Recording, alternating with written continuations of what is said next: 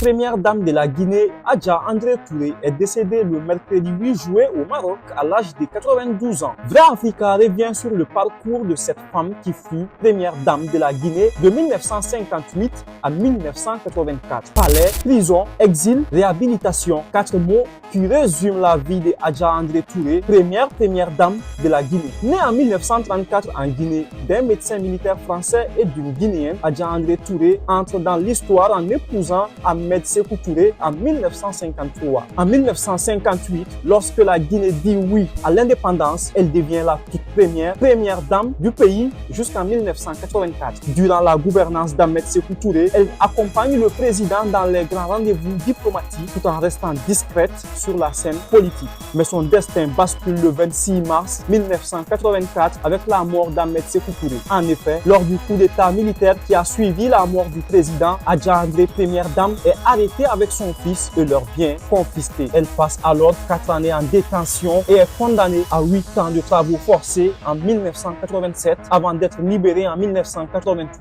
Suite à cette libération, elle est autorisée à quitter le pays. Commence alors une longue période d'exil entre le Maroc, la Côte d'Ivoire et le Sénégal. En 2000, elle rentre définitivement en Guinée. Jusqu'à la fin de sa vie, elle défendra la mémoire et l'héritage politique de son époux, l'une des figures les plus marquantes mais aussi les plus controversées de l'histoire guinéenne. En 2023, elle publie son livre intitulé « Ma vie auprès d'Ahmed Sékou Touré ». Dans cet ouvrage, elle retrace le parcours politique de son défunt mari, le président Ahmed Sékou Touré. De 1934 à 2026, Adja André Touré aura traversé près d'un siècle d'histoire. Son parcours raconte à lui seul les heures de gloire, les blessures et les bouleversements de la Guinée indépendante.